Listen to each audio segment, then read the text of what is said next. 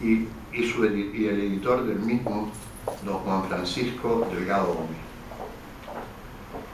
Esta hermosa e interesante publicación titulada Enigmas y tesoros en Canarias, el misterio de cabeza de perro, ha sido realizada por un equipo de 40 investigadores y profesores de las dos universidades canarias, así como por cronistas e investigadores de todas las islas, que nos narran más de 50 historias y relatos cortos sobre enigmas y tesoros basados en hechos reales, cuyo prólogo es obra del gran escritor don Alberto Vázquez Figueroa. Para la presentación del mismo tiene la palabra don Juan Francisco Delgado Gómez.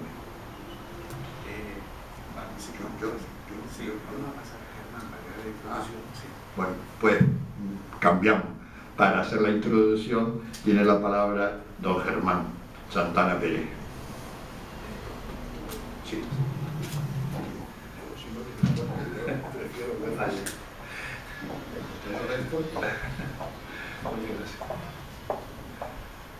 Bueno, buenas tardes y bienvenidos a esta presentación del libro de Enigmas y Tesoros en Canarias, el misterio de cabeza de perro. Como bien decía hace un momento, este libro es fruto de un esfuerzo de más de 40 personas y también es un esfuerzo tanto de cronistas, como se decía, como de historiadores, y en los que están implicados las dos universidades canarias, tanto la Universidad de La Laguna como la Universidad de Las Palmas de Gran Canaria.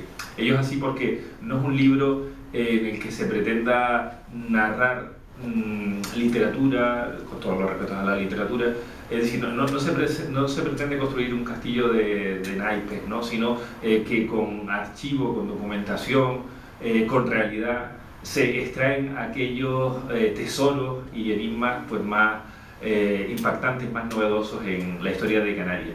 Tampoco es fruto de la improvisación, es fruto del trabajo de hace bastantes años ya, a través de la editorial Ercas, a través de Francisco Delgado, que hay que darle la enhorabuena además, tanto a la editorial como a él personalmente, por la elaboración y por poner en relación a tantas personas que trabajan sobre la historia de Canarias, lo cual no es nada fácil, y sobre todo que haya salido, digamos, una obra redonda, una obra que está conectada y que es también de fácil lectura. De hecho, en el libro de Enigmas y Tesoros nosotros ni siquiera tenemos que seguir un hilo conductor a través del índice, es decir, página por página, sino que podemos extraer historias pues por islas o aquellas tesoros o enigmas que más nos llamen la atención y luego proseguir con el resto. También es una historia en donde aparecen tesoros pues prácticamente de todos los continentes que están en Canarias, y eso también hay que valorarlo, ¿no? Es decir, el patrimonio histórico, artístico, el patrimonio de tesoros, en este caso impactante, también relacionado con la historia, por supuesto, que tenemos en Canarias y que desconocemos en muchos casos que tenemos ese patrimonio. Es un patrimonio que es único en el mundo, que hay que publicarlo, hay que difundirlo, como se ha atrevido la editorial Erques y Francisco Delgado. Es un patrimonio que, como digo, procede de Sumeria, de Roma, hay conexiones con Perú, hay conexiones con México, con Colombia, en fin, con muchos países y con casi todos los continentes. Por tanto, creo que se van a sorprender también con la información que se aporta. Se van a sorprender porque recogen todas las islas. Hay diversos trabajos, por supuesto de Gran Canaria hay bastantes trabajos, pero recoge la información de prácticamente todas las islas. Por otro lado, también tenemos, en el caso de los tesoros, tesoros tanto marinos como terrestres, y estamos hablando en algún caso de tesoros que preceden a la imaginación humana, ¿no? Preceden, por ejemplo, a la Isla del Tesoro de Stephenson en el siglo XVIII, cuando aquí en Canarias ya desde el siglo XVI o desde el siglo XVII teníamos las islas de los tesoros, ¿no? Las Canarias son las islas de los tesoros, y no solo por su climatología, que por supuesto también por su temperatura, aunque la verdad que esta semana no estamos dando ejemplo, ¿verdad?, sino sobre todo, como digo, por su patrimonio, ¿no? Por el patrimonio que la historia nos ha legado y que nosotros hemos querido en parte sacar a la luz, ¿no? Decir que también en ese aspecto es un libro abierto, no se recogen desde luego todos los enigmas ni todos los tesoros que existen en Canarias, ni mucho menos, ya nos hubiera gustado, pero sí por lo menos se da un panorama bueno, más general y aproximativo de esa historia, ¿no? de esa rica historia. En ese sentido yo creo que lo mejor es leer el libro, que además tiene una calidad en el papel muy buena, es una muy buena edición, con tapas duras, con imágenes a color que ilustran pues todos los textos. Es decir, es un libro bastante lujoso en ese aspecto, con bastante fotografía, y que por tanto es un libro que podemos tanto leer en la biblioteca como yo recomendaría pues en casa, en la playa, en el campo. Es decir, es un libro con el que vamos a disfrutar. No solo vamos a aprender, sino vamos a disfrutar con los sentidos, ¿no? de todas las aportaciones que han hecho todos los historiadores que han participado en esta obra. Sin más, animarles a que lo lean, merece la pena.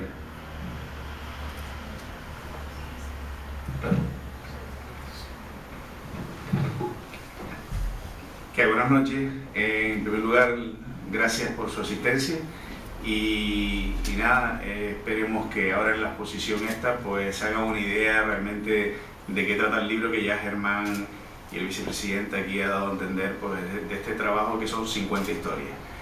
Yo, para no entrar, voy a entrar ya más directo. Saben que nosotros tenemos una larga trayectoria. Bueno, empezamos en el 2004, el anterior libro es La Cueva de las Mil Momias.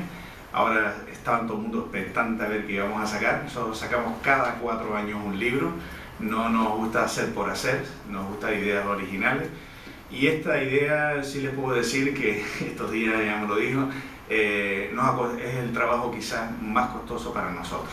Primero, porque no es lo mismo hacer un libro con La Cueva de las Mil Momias o Viaje a Canarias a lo desconocido, donde yo prácticamente me recorrí todo sacando fotos con guías de cada una de las islas. Aquí hubo que contactar con esas 50 historias, que son 40 y pico profesores, y esto fue muy difícil, sobre todo para la diseñadora. A mí la diseñadora, gocen de este libro porque no voy a sacar, se los puedo jurar, un libro de estas características. La diseñadora dice que ya no cuente con ella. ¿Por qué? Pues muy sencillo. Puede perder mucho dinero en primer lugar, que después yo la gratifiqué, porque estamos hablando de que los artículos nunca se dan cerrados, siempre surge un nuevo texto, una nueva foto para mejorar, un nuevo descubrimiento como Manuel de Paz, el catedrático de Historia América, que aparecían documentos nuevos, y claro, tiene que rehacer todas las páginas, y esto es un trabajo muy laborioso. Este tipo de trabajo es como un mini congreso de un tema. ¿Eso quién lo hace hoy? Pues un cabildo, un parlamento, una institución grande, una institución privada. Yo cuando iba a la mitad, llevaba los 2 años, me eché manos a la cabeza y dije, pues nada, ya tengo que terminar. Pues bien, la portada del libro, sin más entrar, yo tenía que buscar una portada que fuera, y eso se cuida mucho siempre en las portadas, algo que reflejara las 50 historias. Y cuando a mí Nora Pereira, que trabaja en el Cabildo, en la Unidad de Patrimonio, aunque ahora está responsable del tema de museos de la isla, me dijo que en el Cabildo de Lanzarote, en una caja fuerte, había custodiado lo que se denomina el tesoro de la Cueva de los Verdes, que es esta portada, pues nada mejor que esto que pudiera representar. Se trata del tesoro de la Cueva de los Verdes, está custodiado en el Cabildo en una caja fuerte. Ahora va a ser expuesto próximamente cuando se abra el Museo Arqueológico en Arrecife, que ya tienen un lugar asignado, esperemos que se agilice pronto, y corresponden monedas de Felipe II, Reyes Católicos, Carlos I. El prologuista Alberto Vázquez Figueroa se centra en unas monedas, en el yugo y la flecha, diciendo mal empleados algunos anagramas y logos por políticos, dictadores, etc. Más bien se centra en ese aspecto, que no simplemente la I de Isabel, la Y, hoy la I latina, y la flecha, la F de Fernando, y entonces hace una crítica y un poco a las monedas. Pues bien, cuando habían ataques piráticos en Lanzarote, había muchos tubos volcánicos, pero el tubo volcánico de la Cueva de los Verdes era un poco excepcional, porque había muchas ramas, bifurcaciones, y cuando en caso de un ataque era un lugar perfecto porque no daban con las entradas y salidas. hasta que por desgracia un tal Amado, se habla del siglo XVII, pues no se sabe si se chivó, si por las presiones diversas, ellos y Adán cogen gran cantidad de esclavos, y a partir de ahí, pues bueno, hay una parte de la Cueva de los Verdes que ustedes cuando van turísticamente nunca la van a ver, pero incluso hay pequeños muros dentro y se ve que hubo ahí bastante, como dice el otro, odiseas y historias en esa cueva. Pues bien, los arqueólogos a lo largo de estos últimos años, incluso particulares que habían cogido monedas que se habían encontrado, pues se las fueron donando al Cabildo a lo largo de distintos años, y el Cabildo pues fue reuniendo pues a raíz de esas excavaciones y de donaciones privadas pues esa colección que aquí ven ahora los autores que participan en el libro, con más detalle esas monedas, algunos pequeños collares de finales del 14, principios del 15, algunas pequeñas fíbulas y pequeñas figuritas religiosas, cruces. Todo esto es lo que forma parte de lo que se denomina el tesoro de la Cueva de los Verdes. El libro tiene 3 partes. La primera parte es un recorrido corto con historias de 2 folios, 3 páginas, de un poco de flash informativo, de aspectos considerados. De las 50 historias hay 42 que se puede decir que se ve el objeto está ahí, no lo puedo ver porque está en un banco, sale una vez al año, o el objeto está en un museo y puedo visitar el museo.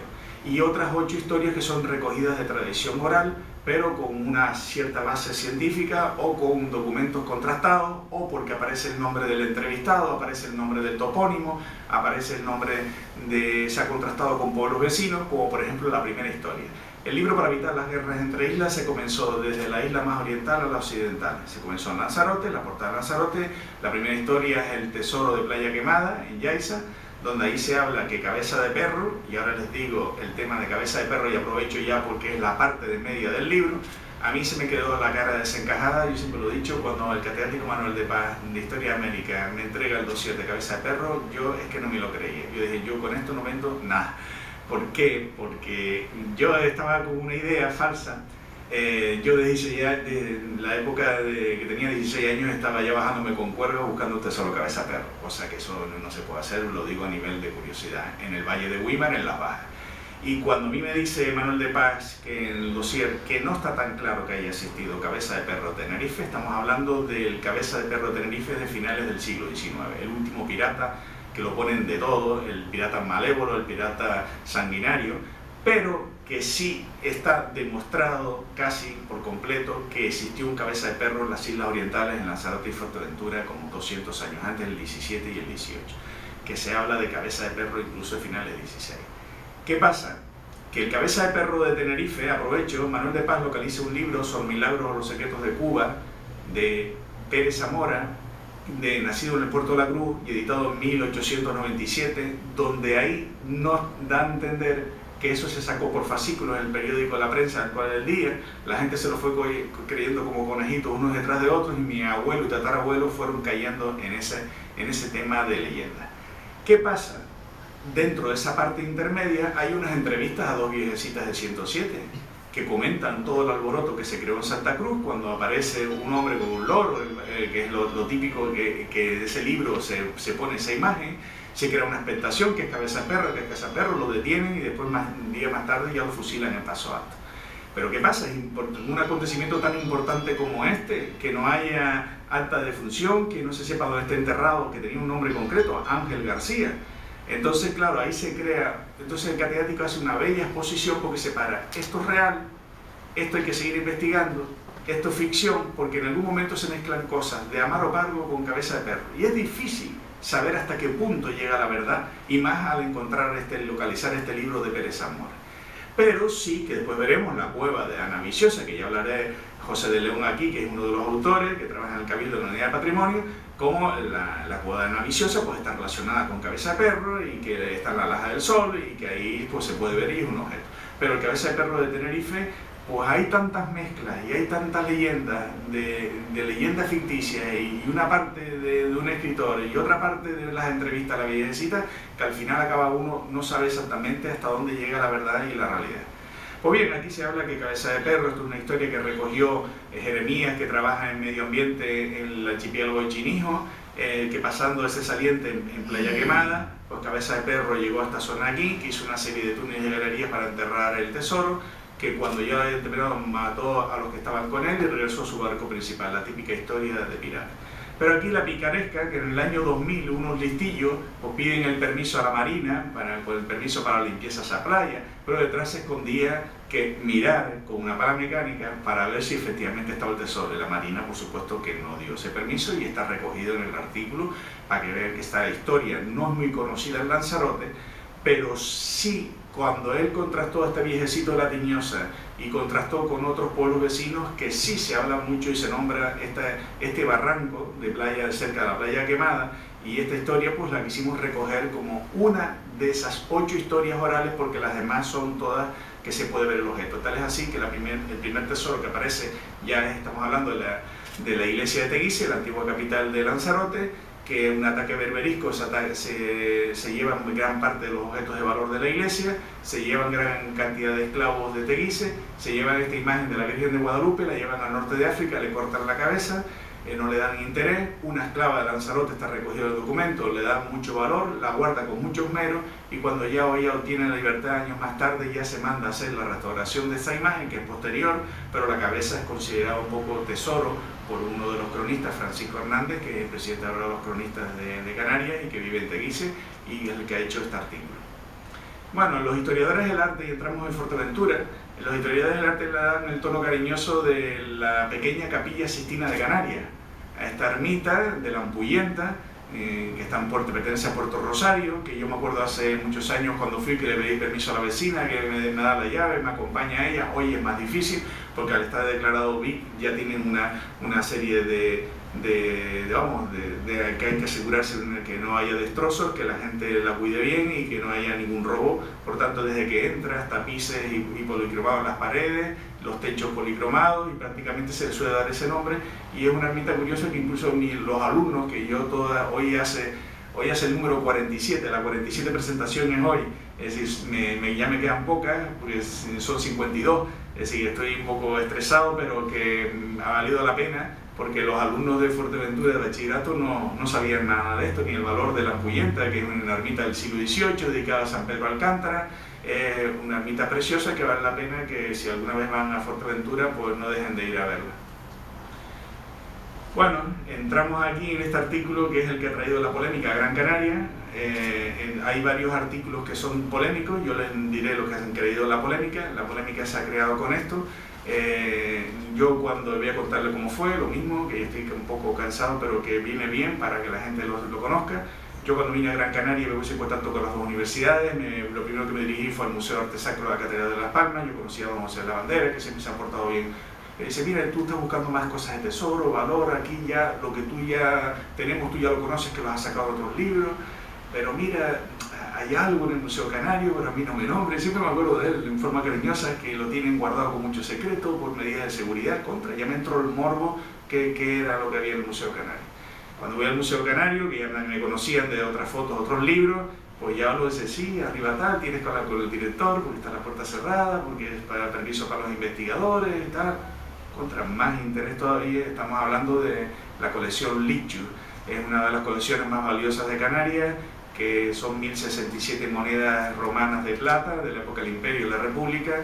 Tiene 6 cilindros sellos de 3000 años antes de antigüedad, de la antigua civilización mesopotámica, y estamos hablando de una colección que después, por los datos que me dieron, pues la mayoría de los políticos de hoy del ayuntamiento, del cabildo, pues no estaban al tanto, si los técnicos funcionarios de patrimonio, que en caso de venderse esta colección, el Ayuntamiento de Las Palmas tiene un 50% y el Cabildo otro 50%, y a mí me llamó aquella la atención porque no estaba publicado esa parte, y me llamó la atención esta colección curiosa, valiosa y desconocida, que ahora posiblemente está ahí porque el Museo Canario ya sabemos que es la cultura aborigen y que a lo mejor no pega tanto para estar ahí, pero que posiblemente pues, tendrán que buscar otro sitio, o ese sitio abrirlo y con otras medidas, porque la gente se ha creado mucha expectación con esta colección que era desconocida para el público del pueblo canario. Entramos a otra historia en Gran Canaria, estamos en Gran Canaria, aquí hay una parte verídica y una parte que hay que analizar con puntillas, que es que Juan de Ariñez, después de la conquista, entrega 2 medias sacas de monedas de oro para el pago de las aguas para regar la Vega de Las Palmas. Esa parte está documentada, está escrita, la recoge también un cura, un tal Socorro, ya fallecido, a principios del siglo XX, a mediados del siglo XX, y luego también el cronista también de la Vega San Mateo fue el también que me dio la documentación. La otra parte es que se escondió en una serie de cuevas de este risco, donde hay una serie de cuevas labradas y otras en laberinto, y al cabo de unos años no daban con la saca. Puede ser que se escondiera en otro sitio, pero se habla de aquí, pero bueno, esa es la parte de la leyenda, pero la otra parte que se pagó esas 2 medias sacas sí es verídico y está ahí. Y entramos que la mayoría de los tesoros son gente, emigrantes que hacen fortuna en América, como ya dijo Germán, que nunca a lo mejor vuelven más a su tierra y que envían objetos de mucho valor considerados tesoros. En este caso, en el lado derecho tenemos la lámpara de plata hecha en Perú, un canario que la envía desde Panamá, sale de Panamá no quiere decir que está hecha en Panamá, está hecha en Perú, y la envía a la iglesia de Santa María de Guía, que está la iglesia principal de Santa María de Guía, una de las lámparas mayores de Canarias y plata de máxima calidad. Y la otra lámpara la hemos titulado, el profesor que hizo, la lámpara que los buzos rescataron del mar. El barco sale de América, encalla en el Guadalquivir, se paga una cantidad de reales importantes para sacar esta lámpara, y es una lámpara que está en la iglesia principal de Telde, y son 2 lámparas valiosas que tienen aquí en Gran Canaria y la hemos considerado por su originalidad como tesoro. Y aquí venimos ahora Juan, que es uno de los autores, simplemente nada más, ahí como somos pocos, pues si quieres tú ahí sí, poner sí, en un par de minutos de qué trata el artículo que hizo él, que es uno de los autores. No sé si se oye bien. Sí, aquí.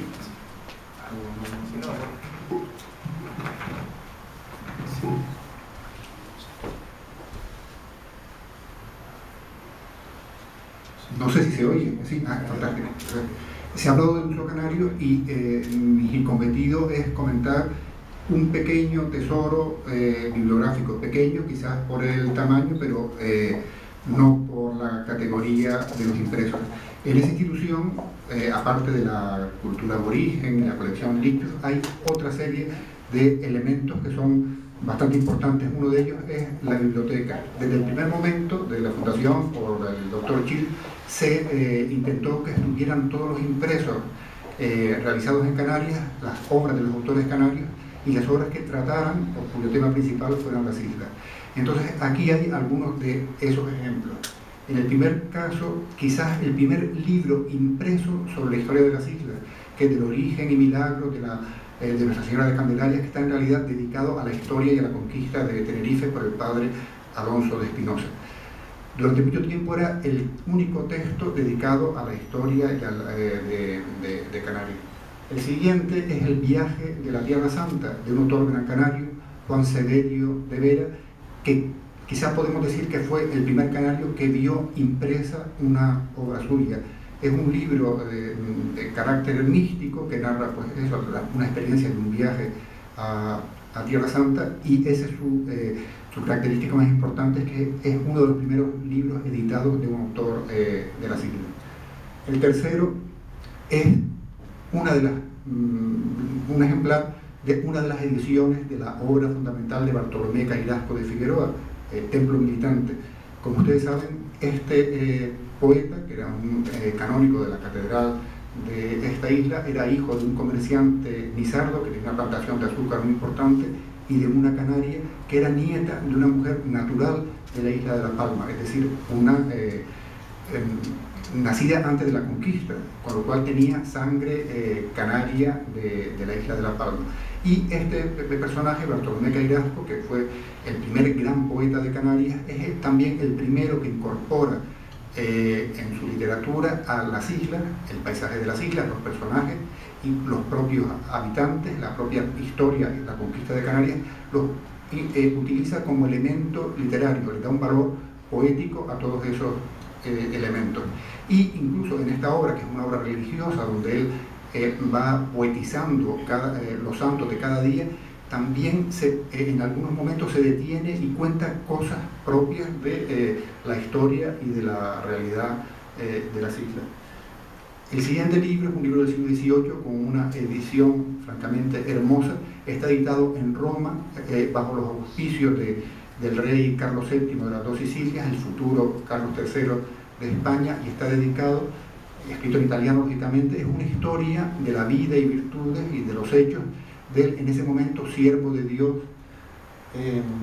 Pedro de San José de Betancourt, que posteriormente beato, y el actual San Pedro, el hermano Pedro de Betancourt. Por lo cual, como ven, solo unos 4 ejemplos de la valiosa para los canarios y para todos colección de biblios relacionados con las islas de la biblioteca del Museo Canario.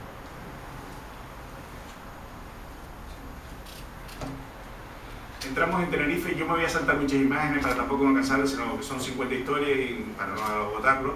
Bueno, la mayoría ya sabe que en Tenerife se encuentra la Cruz de Plata Mayor del Mundo, que fue enviada por el deán de la Catedral de La Habana, a su pueblo natal, Ico de los Vinos. Yo siempre cuento la anécdota, ¿no? Que a los chicos cuando yo les daba clase pues les ponía esto y me decían todo, y la pregunta valía 3 puntos, le ponía 1,5 puntos. Profe, venían todos a reclamarme a la mesa porque yo los quería ver así un poco sufrir. ¿Por qué me puso 1,5 puntos si son 3 puntos? Digo, hombre, pero es que no has dicho así, Cruz de Plata Mayor del Mundo hay otra, pero es que esta es la Cruz de Plata Mayor del Mundo en filigrana. Entonces la filigrana es la plata labrada, perforada, con motivos geométricos, que cuesta 5 veces, puede costar 5 veces más cara, cuesta también 5 veces más el esfuerzo. En este caso mide la Cruz de Plata 2,45 metros y pesa 43 kilos. Está una urna de cristal, ahora en la iglesia de San Marcos y Ico de los Vinos están en obra, y dentro de unos meses pues estará otra vez expuesto, y fue a la Expo de Sevilla esta cruz. Entramos en la segunda polémica del libro, en este caso en Tenerife. Estamos hablando de una corona de 103 esmeraldas colombianas y oro de máxima calidad. La polémica por qué vino, igual que antes la polémica vino por el desconocimiento de la colección Licho, pues también fue por el desconocimiento. Tuvo 300 años sin saber que eran esmeraldas colombianas y oro de máxima calidad. La razón, pues yo interpreto que es que se envió en 1722 por el gobernador militar de Muncanario, gobernador militar de Maracaibo, a su pueblo natal. Decía el escrito que es porque sus padres iban a misa todos los domingos a la ermita de Valleguerra. Esa ermita está desaparecida, se fue pasando de ermita a ermita hasta llegar a la iglesia actual, que es de 1965, una iglesia reciente. ¿Qué pasó? Pues la sospecha es muy clara, no le cabía a la Virgen del Rosario, era destinada a la Virgen del Rosario. Al no caberle a la Virgen del Rosario se la colocaron al Niño Jesús. Pero cuando yo voy, si soy devoto a la Virgen del Rosario, me dirijo siempre a la Virgen del Rosario, y el cura siempre el centro de atención es la Virgen del Rosario, no al Niño Jesús, no se le da la importancia. Estuvo desapercibida 300 años, hasta que en el año 2000 Jesús Pérez, un profesor de arte, encuentra en la iglesia de la Concepción de la Laguna el documento que demostraba todo el hecho, y se quedó el obispo, se tiró a la cabeza, puso el grito en el cielo, el cura lo mismo. En este momento está custodiado en un banco, sale una vez al año, yo tuve que esperar un año para sacar esta foto, sale una vez al año por la festividad de la Virgen del Rosario. Tampoco se dice muchas veces el día exacto, de si dura 4 días, sale un día al año y por la tarde regresa otra vez al banco, y estamos hablando de un objeto de mucho valor. Otra de los tesoros, ya llega a mediados del siglo XIX, es otro canario, también de Venezuela, pero destinado a su pueblo La Guancha. Si se dan cuenta, está hecho en filigrana, igual que aquello de plata, pero esta filigrana de oro, difícil de hacer, un motivo muy bonito. Tiene una curiosidad, que debajo de los arcos del imperio de la corona tiene una frase que: esta corona os dedico, madre, para que me concedas la vista que he perdido. El canario había perdido la vista, se acuerda de su pueblo natal, había hecho fortuna en América, y envía esta corona, que está custodiada en este momento en una caja fuerte. Sale solamente un día al año, nada más por la festividad de la Virgen de la Esperanza. Entramos en una historia que a los chicos les gusta mucho, el morbo, de la curiosidad, la expectación de Indiana Jones. Y bueno, lo voy a comentar rápido, pues si no sería una historia larga. Yo hace 9 años, cuando estaba haciendo el otro libro de Canarias Viaje a lo Desconocido, a mí me bajó el mayordomo para la ermita de las Angustias. La ermita de las Angustias tiene una curiosidad, que es la única ermita en Canarias que tiene un caimán colocado en el techo. Hoy está abajo en una urna de cristal. ¿Por qué? Pues la leyenda dice que Marcos Torres, que era natural de Ico, él realizaba comercio con Campeche, el caimán la atacó, logró vencerlo, y dice: ahora te pongo aquí para verte todos los días en el techo de mi ermita, que voy a mandar a construir cuando yo regrese. Esa es la leyenda, y es factible que sea realidad, que le pudo atacar o que algo le pasó con ese caimán, según lo que cuentan todas las leyendas de Ico. Cuando yo salgo, porque voy a hacer una foto a la Virgen de Candelaria, un cuadro especial, que unas letras góticas que habían ahí, que ahora ha descifrado un poco Ignacio Reyes, pues ya me voy y me dice, mira, es que yo aquí siempre he oído que ahí estamos empeñados, que el cabildo entre, porque en la entrada hay una cripta, pero que esta tumba pues, no se hizo en vertical y se puso la lápida que ustedes ven ahí, tal, ahora en la foto. No, aquí hay una cripta que siempre estamos empeñados porque hay una leyenda que Marcos Torres pueda estar enterrado con parte de las joyas de la Virgen de las Angustias. Y eso, dice, sí, porque él trajo esa Virgen de México, tiene incluso algunos elementos guatemaltecos, y las joyas no han aparecido y siempre se ha hablado del tema, es esa leyenda. Bueno, yo me fui, pero es que yo ya había visto la cripta, es decir, yo pasaron los años, yo unas veces me acordaba, yo había visto las escaleras sin esto. Dice, no, ¿y en qué? Hay una baldosa que se mueve y queremos que ahí está. Pero ahora al ir hace 3 años para sacar la foto de la Virgen de las Angustias, le comento al cura, saco la foto, y bueno, ¿y la baldosa? Y dice, ¿qué baldosa? No, la baldosa que el mayordomo me había dicho que aquí había una cripta y que decía... Dice, sí, yo sé que la leyenda esa está, pero que no sabía yo lo de la cripta y tal.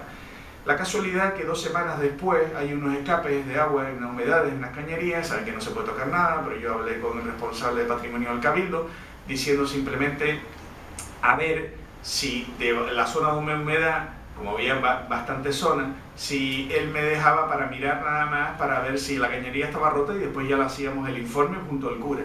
Pero yo ya iba a tiro hecho, yo me suponía que loseta era, y la casualidad que justo la loseta que se levantó era la loseta a la entrada de la cripta. Entonces esto se causó enseguida, esto era nada más una capita de tierra de 5 o 6 centímetros, me imagino que sería para la putrefacción del cuerpo cuando el ataúd de madera pues tampoco no salieran gases, las tablas y luego la piedra, la loseta encima. Enseguida se tapó todo, se informó al Cabildo y ahora el Cabildo, pues bueno, cuando haya dinero, pues el responsable debe mirar si la leyenda es verdad y si Marcos Torres está enterrado con las joyas. Estaba para nosotros, para el libro, porque fue todo casualidad, expectación, estaba como diciendo una historia que surgió en el mismo momento de realización del libro, a medida de la fase. Otra de las joyas, los tapices de la Casa Fuerte de Adeje, que ya no queda, estamos hablando de una de las mayores colecciones de armas que había ahí en esa casa, y no quedan sino estos tapices jovelinos del siglo XVI, que están en el Museo de Arte Sacro de Adeje y que están considerados un poco tesoros desde el punto de vista nuestro, y del profesor de arte Jesús, en este caso Gerardo Fuente. Otra de los temas, las andas del Corpus Orotava, que estamos hablando de muchos kilos de plata, pero ya plata pura y dura, enviada también por un inmigrante canario en el 18. Entramos en La Gomera.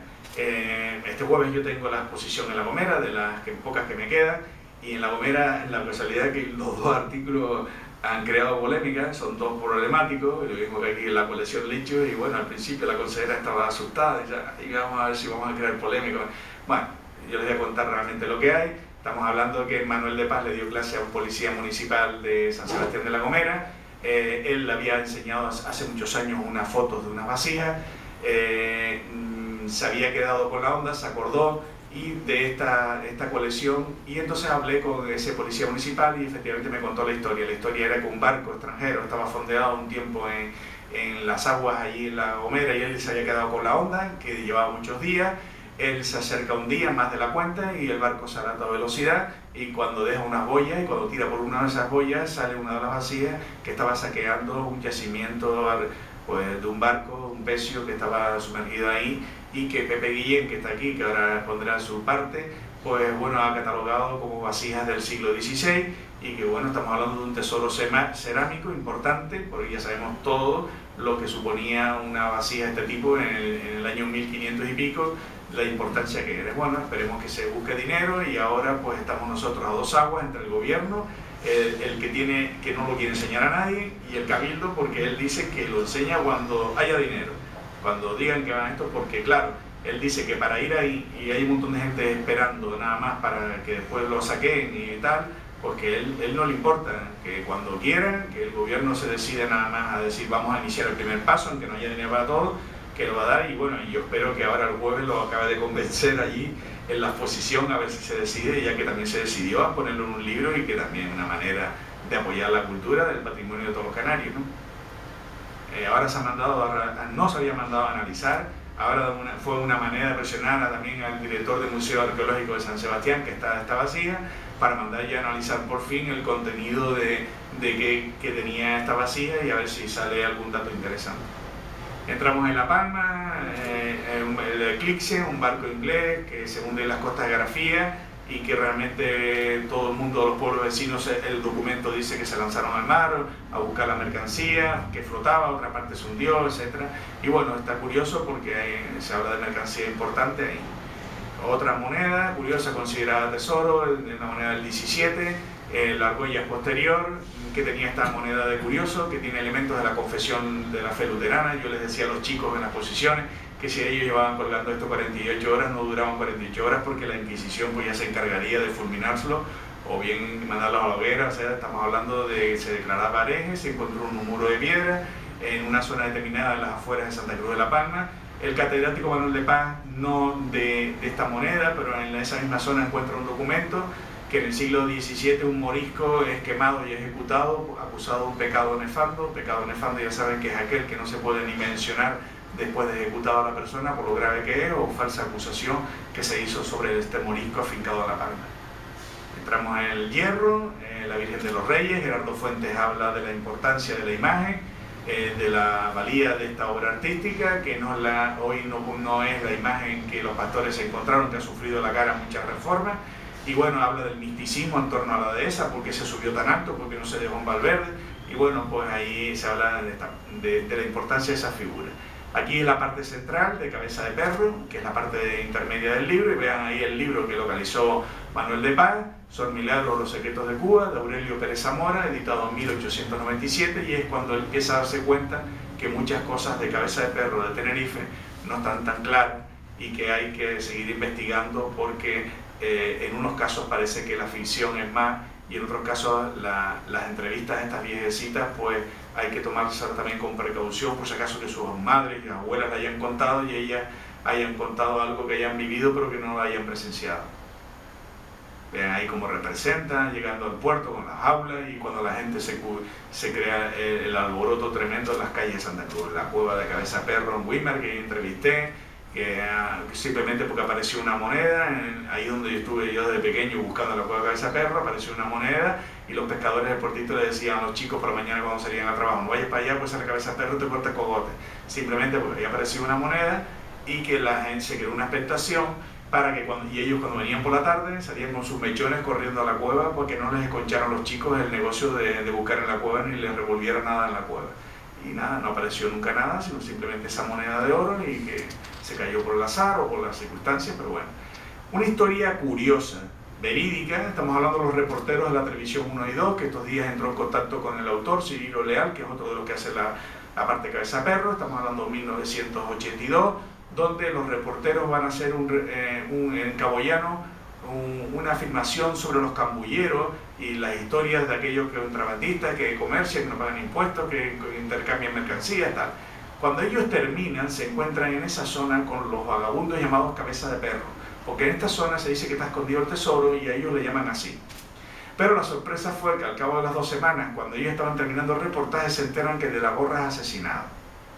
¿Quién lo asesinó? Empiezan a averiguar, y es un menor que no estaba en ese momento con ellos, que convivía con ellos, que al llegar y ver la propina, interpreta que ellos habían descubierto el tesoro de Cabeza de Perro, ya habían venido los reporteros y no lo querían compartir con él.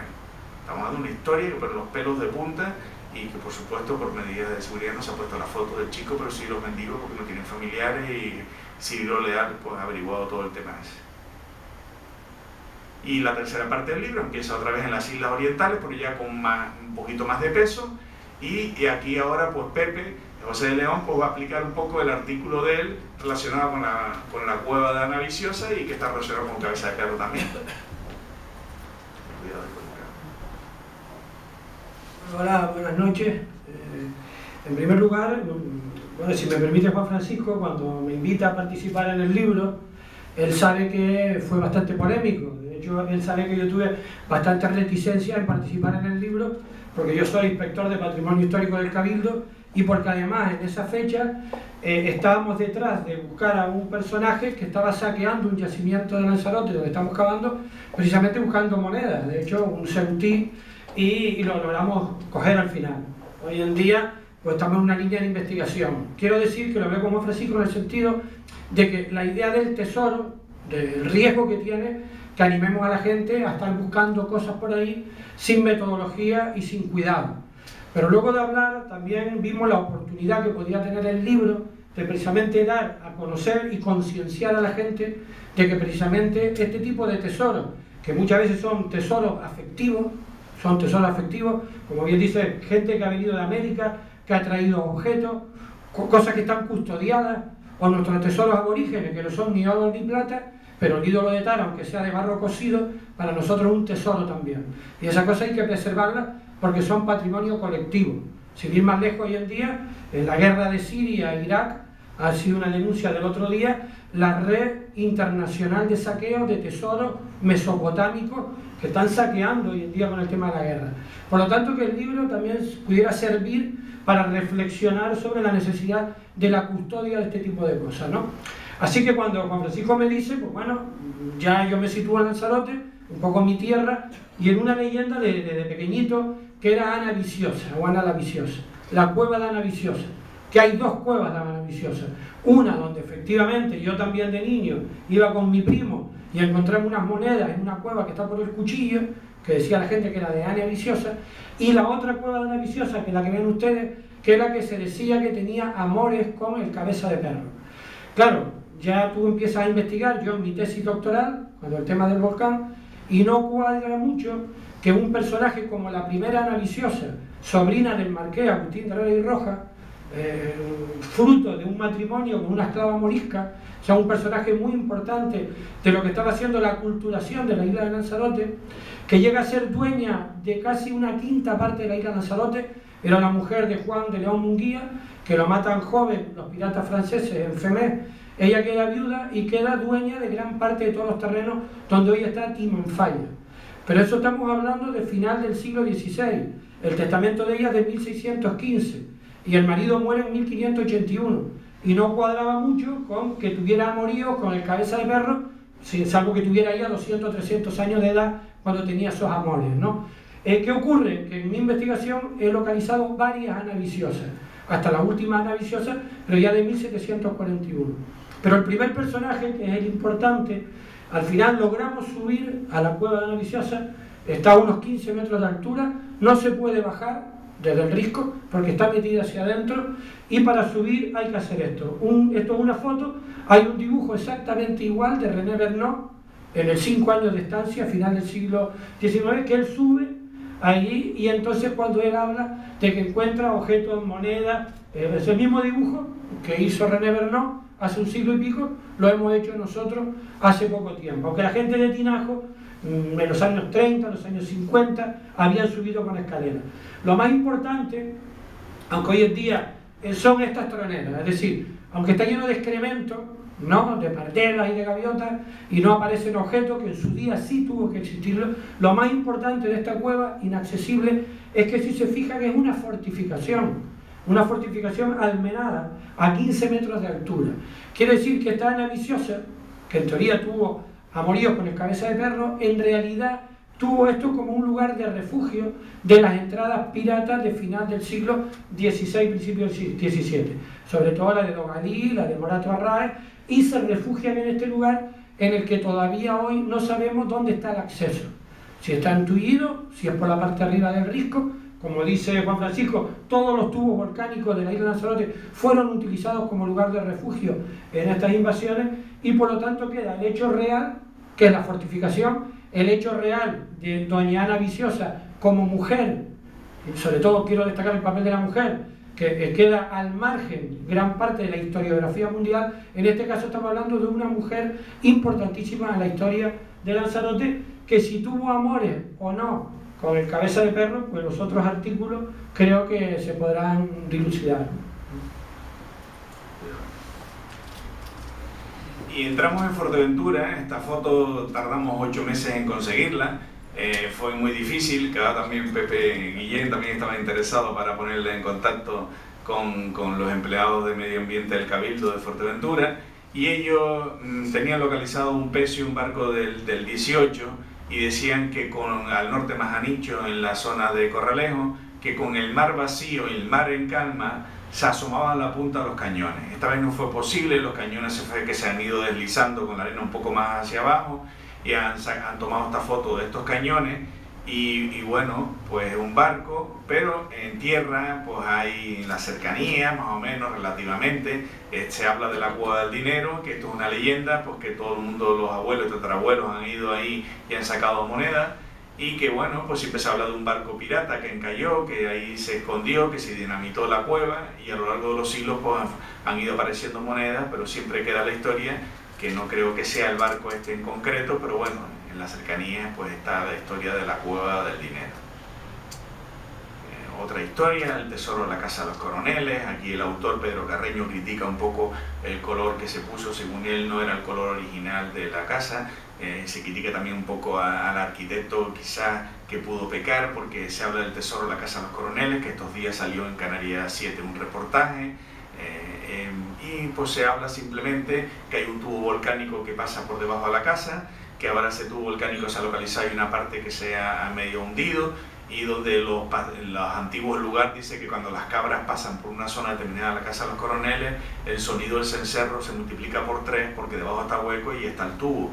Ese tubo no se sabe si era una salida de escape para en caso de invasión pirática salir por otra zona, o simplemente que si se utilizaba para en caso de una emergencia depositar las riquezas de la casa. Ahí queda el enigma, pero sí está claro que está localizado el tubo volcánico, y que bueno, que es un trabajo a seguir ahí por la parte del Cabildo de Patrimonio.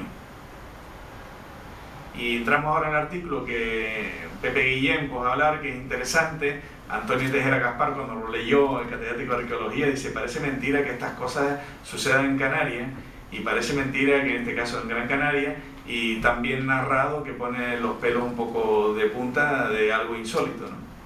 Hola, buenas tardes.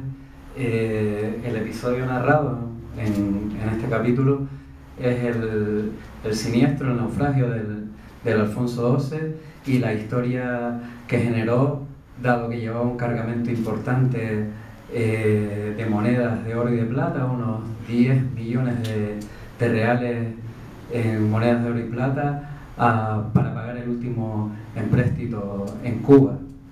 Esto es una de las joyas del patrimonio arqueológico subacuático canario, y debemos insistir en la misma idea un poco que apuntaba Pepe de León, que el tesoro más grande que puede contener pues este fantasma casi de la navegación, ven, está localizado a casi 50 metros bajo el nivel del mar, y la apariencia es un poco, como ven ahí en la imagen, un poco fantasmagórica, debido por un lado a los 130 años que hace ahora en febrero que lleva hundido, y por otro lado a la operación de rescate de las monedas de oro que se produjo instantes después del hundimiento, y luego los intentos posteriores pues de buscar otros elementos que en su día fueron valiosos como el cobre, bronce, etc.,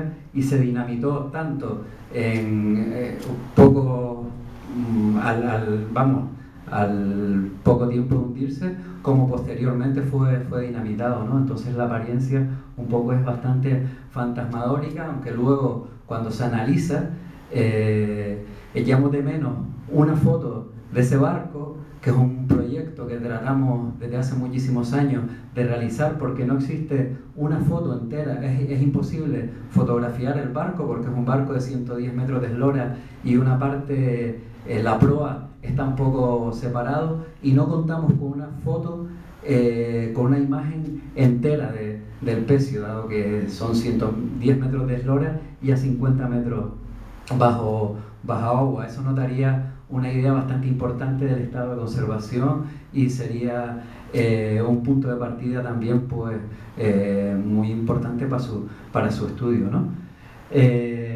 Pues este barco se hunde en febrero de 1885, en un día muy bueno, según dicen todos los periódicos de la época, y era lógico pensar que en un día muy bueno se hundiese contra la baja, porque en días malos la baja de Gando está a unos 2,5 metros bajo el nivel del mar, y a 1 milla y pico, o sea, casi 2 kilómetros de la costa, ¿no? Entonces, si el mar está muy bueno, la baja no se ve.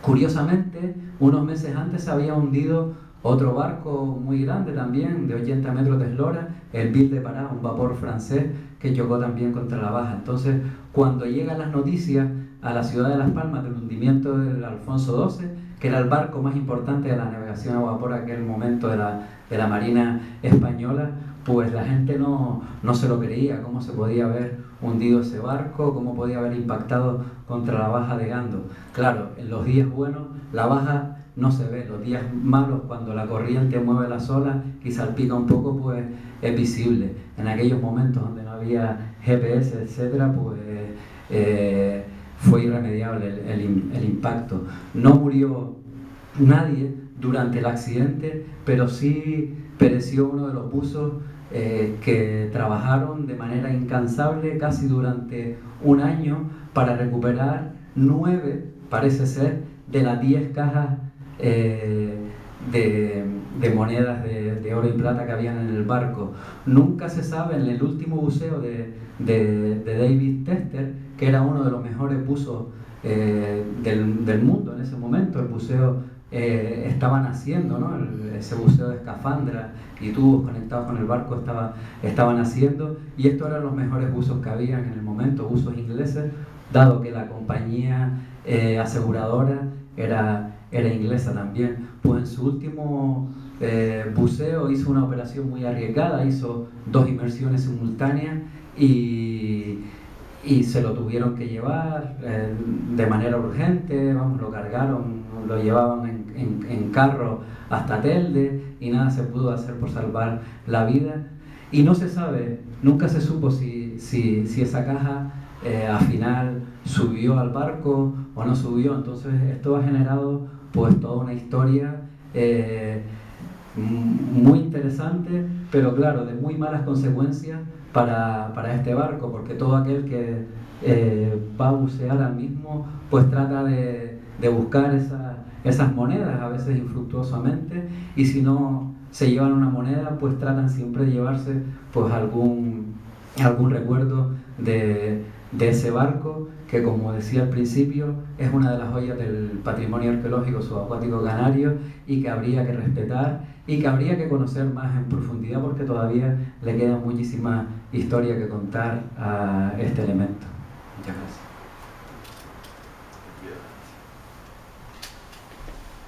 Pues ahora José de León también termina el otro artículo relacionado con la Virgen del Pino y con su experiencia de lo que pasó en torno a este artículo de Campeche y México. Bueno, esto es un poco meterme en camisa de once varas, ¿no? Yo soy arqueólogo y en realidad la curiosidad viene por 2 vías muy distintas. Por un lado, como arqueólogo, porque llevamos años trabajando en Lanzarote y Fuerteventura sobre los grabados podomorfos de huellas de pie, que ustedes habrán oído hablar de la montaña de Tindaya sobre todo, que sobre todo se da hoy en día en Canarias, en Lanzarote y Fuerteventura nada más. Y luego la leyenda de que la Virgen del Pino apareció en un pino que luego pues en el siglo XVII fue destruido por un rayo, pero tanto Núñez de la Peña como Fray José de Sosa, como muchos autores, en parte recopilado en la obra de José Miguel Alsola, se dibuja, incluso se describe parte del pino, donde hay una piedra verde mantenida sobre 3 o 2 dragos, en lo que hay está la huella de los pies de la Virgen y del Niño Jesús, ¿no? Esa es la leyenda. Sobre esa leyenda hay todo un aspecto jurídico que se denuncia, el extravío de la piedra, ¿no? Incluso participan muchos testigos de terror en aquel momento, en el que constantemente se hace referencia a la piedra, se describe la piedra, se describe la huella de pie y se dice que esa piedra fue desaparecida. Bien, porque un portugués sube arriba al pino y se la lleva. Una de las versiones es que el portugués huye a América y se hunde el barco, ¿no? Y desaparece.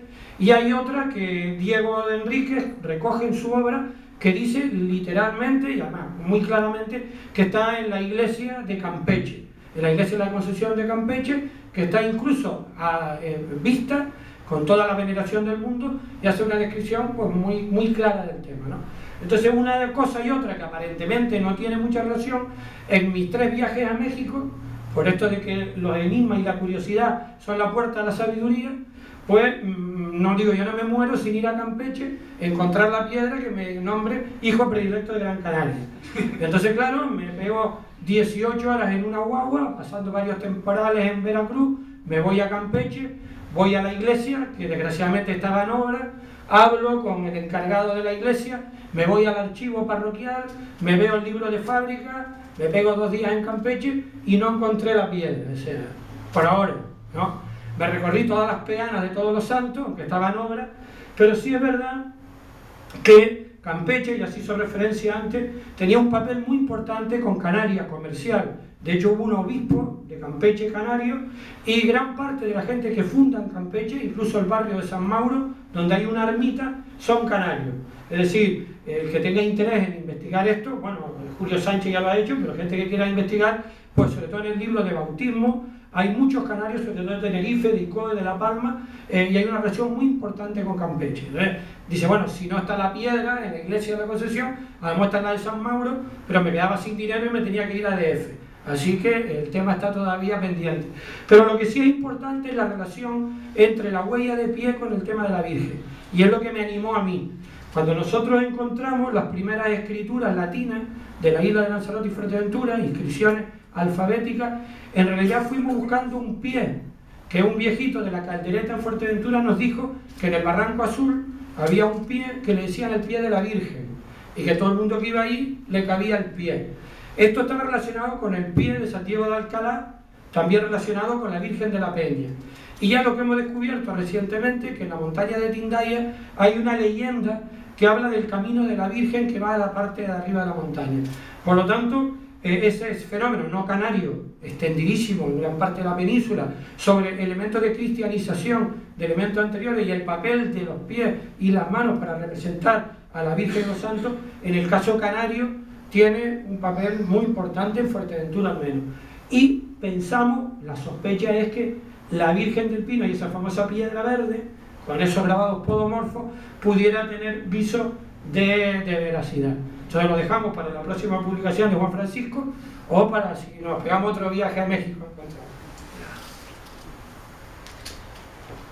Bueno, hay un artículo aquí de otra profesora investigadora de Las Palmas, María Dolores Orihuela, que hoy no puede estar aquí, se disculpó, y estamos hablando también en el Museo Canario de los 5 incunables. Los incunables son aquellos libros hechos de la creación de la imprenta hasta el año 1500, y hay unos libros interesantes. Estos 5 incunables ya habla de talla, del formato, las características, el contenido de esos libros, esos 5 incunables que existen en el Museo Canario. Es muy interesante porque estamos hablando de los primeros libros después de la creación de la imprenta, y bueno, pues se dedica un detalle a estos 5 ejemplares. Y aquí don Alberto Anaya, que no ha sido difícil localizar, ahora también con unos problemas también, y entonces pues Germán va a contar el artículo que es curioso, muy simpático, de Alberto Anaya sobre un tesoro aquí en la zona de campo. Como bien dice Juan Francisco, el artículo está hecho por el profesor Alberto Anaya, pero yo no quería perder la oportunidad porque me parece uno de los textos más curiosos del libro, ¿no? Se trata de un navío holandés a principios de la segunda mitad del siglo XVII que asalta a otro navío corsario, era un navío corsario el holandés, y asalta a otro navío corsario turco, es decir, a un navío corsario argelino. Y en el combate también obtiene 3 talegas de monedas de reales de plata, hasta 9.000 reales de plata, que no es una cantidad pues nada despreciable para la época. Recordemos que una fanega de trigo en la época podía valer 14 reales, ¿no? 9.000 reales era una cantidad considerable. El holandés lo que hace, el capitán del barco, es enterrar las 3 talegas con reales de plata en las playas próximas a Gando. Es decir, tenemos, como decía al principio, la historia de la isla del tesoro, que en este caso no está al otro lado del Atlántico, no está en el Caribe, la imaginación de un escritor, sino que en la realidad tuvo lugar en las playas de Gando. Lo sabemos además porque consta en un protocolo notarial, debido a que debe ser que al esconder las talegas de oro, pues algún cabrero, algún pastor que andaba por la zona, pues lo vio y sacó las monedas de reales de plata, ¿no? Con lo cual el holandés reclama, da poder a un canario para que pudiese recuperar esas 3 talegas. Desde luego al cabrero, queremos imaginar, le tocó la lotería en aquel momento, no tuvo que esperar a las navidades, puesto que le tocaron 9.000 reales de plata, que era solucionarle la vida, ¿no? Artículo relacionado con Gran Canaria y también con Fuerteventura. Estamos hablando de un artículo de Néstor Álamo que para mí, yo creo que Manuel de Paz aquí lo hizo brillante. Daniel García Pulido, que también es uno de los que escriben en este libro, que trabaja en el Fondo Antiguo, dice: la verdad que sí, que comparto la opinión contigo, no había forma de entenderlo, ni Daniel ni yo, porque el lenguaje y las palabras que entrelazaba unos capítulos con otros, de un alumno de segundo bachillerato ni una persona normal de una cultura media es difícil. Total, pedimos permiso a la Fundación Néstor Álamo para hacer una adaptación, y Manuel de Paz le da un giro completo y precioso. Es la peregrina misteriosa, esta mujer que coge un barco de ataque pirático del norte de África, que se la llevan a ella y a su hija para el norte, que la sueltan a ella y que realmente no le van a dar la hija hasta que ella pague un rescate.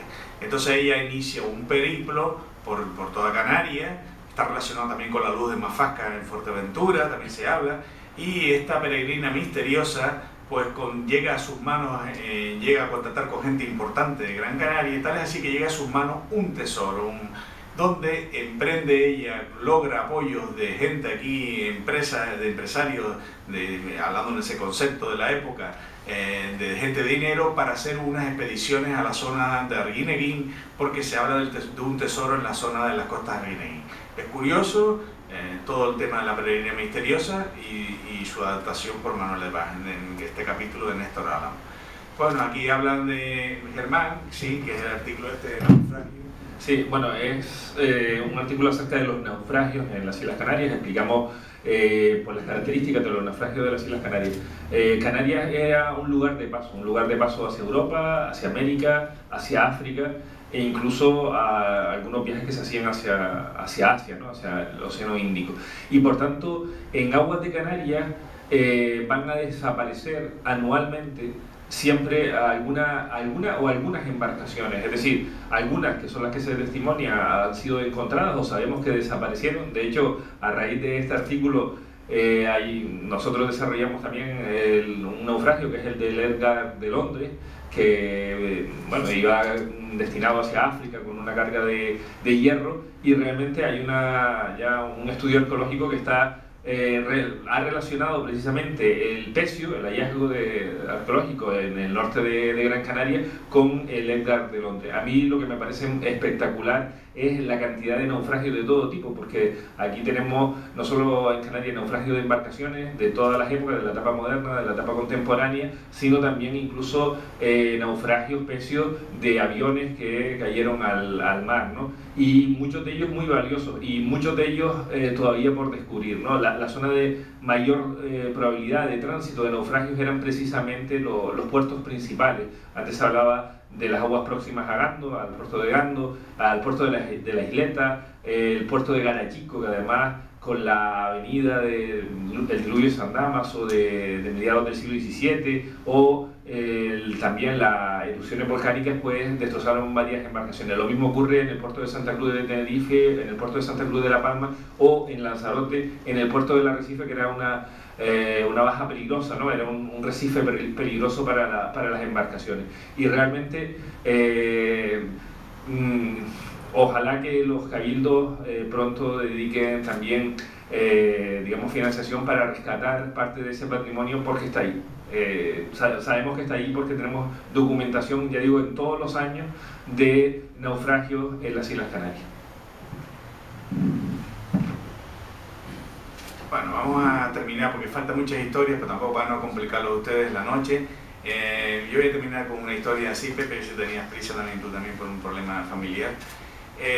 Una historia curiosa, picaresca, a mí me gusta mucho, a los alumnos cuando se los he expuesto les encanta, y estamos hablando de una historia que yo cuando estuve leyendo hace como menos de un año, un artículo en el periódico La Opinión firmado por Sol Monrovia, me llamó la atención, enseguida me quedé contactando con Octavio Rodríguez Delgado y con los cronistas para que me pusieran en contacto con quién sabía esta documentación. Me ponen en contacto con don Carlos Acosta. ¿De qué se trata? De una historia de artistas, de 4 o 5 artistas, malévolos, pero al mismo tiempo simpáticas. 1945-46, yo digo la época en que mi padre comía penca. Yo vengo de familia de agricultores y toda el hambre que se pasó, en donde la gente de Fuerteventura y Lanzarote emigran a Gran Canaria y Tenerife por la escasez, y nadie va a estar pendiente de un permiso que yo pida. En este caso, 4 listillos, en el buen sentido de la palabra, los familiares viven hoy, por supuesto, piden un permiso de extracción de aguas en el puerto, en la zona cercana al puerto Garachico. Los que sabían, que eran muy poco, del ayuntamiento de ese permiso, se quedaron un poco mosqueados. Un permiso de aguas en el puerto Garachico, será un manantial que desemboca en el puerto y han visto aguas posibles de filtraciones. Nada, eso se escondía. Otra cosa, evidentemente, no tenía nada que ver, eso era el despiste. El despiste, el motivo principal era que ellos tenían un documento de 1645 que contaba lo que pasó en Garachico en esa época. ¿Qué pasó? Un aluvión 5 veces mayor que el que cayó en Tenerife estos días, hizo un corrimiento de tierra y barros por la hondonada que va a desembocar al puerto de Garachico, ahí taponó y cogió de infraganti a varios galeones y otras embarcaciones cargados, uno de ellos con lingotes, se habla de oro para América. ¿Qué pasa? Estos contrataron, aparece el nombre y apellido de ellos, de cada uno de ellos, se contrataron varios mineros de Asturias.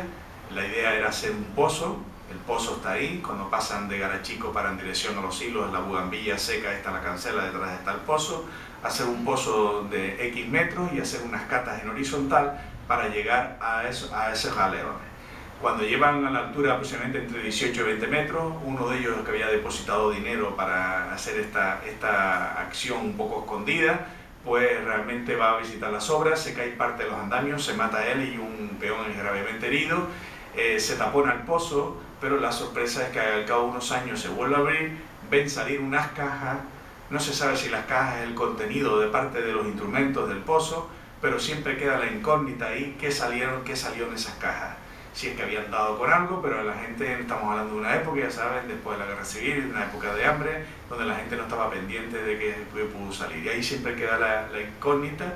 Y esta es una de las historias, el oro del viejo Galeón, que está documentada, hasta el pozo, y está la historia, el nombre y apellido de la gente que emprendió esa farsa, ese permiso falso, doble permiso.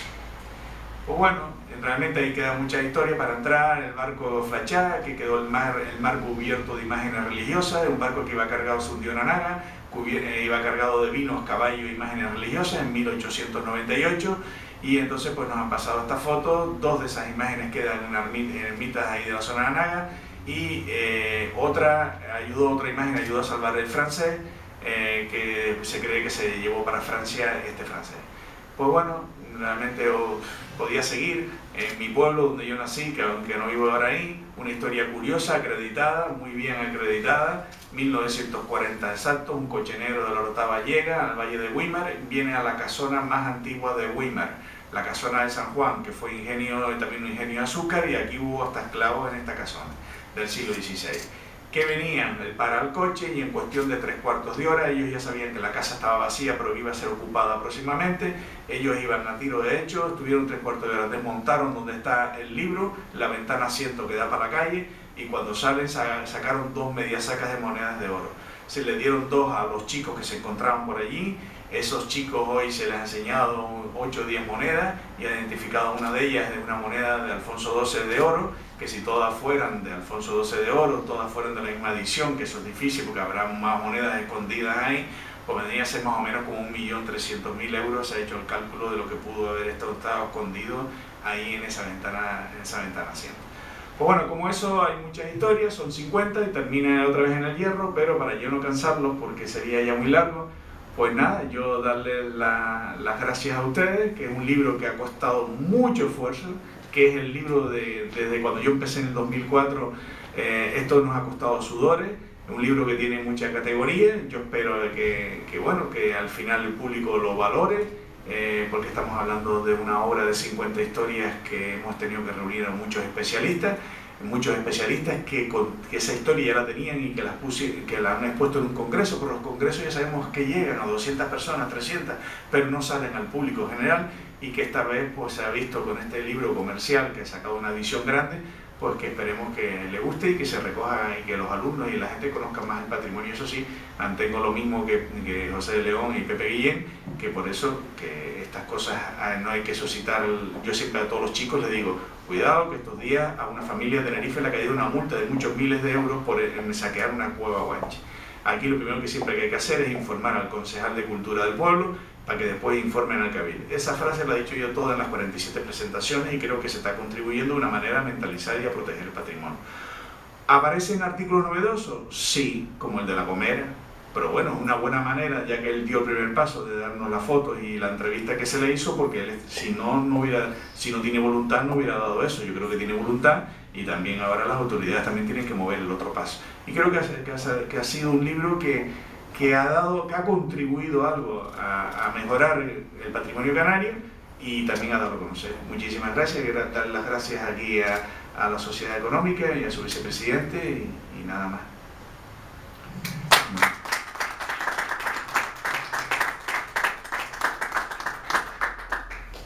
Bueno, a mí me gustaría, en nombre de la Real Sociedad Económica, felicitar a los autores de este magnífico libro, a su editor por el acierto que ha tenido de su realización, y a todos ustedes la presencia en este acto. Muchas gracias, buenas noches.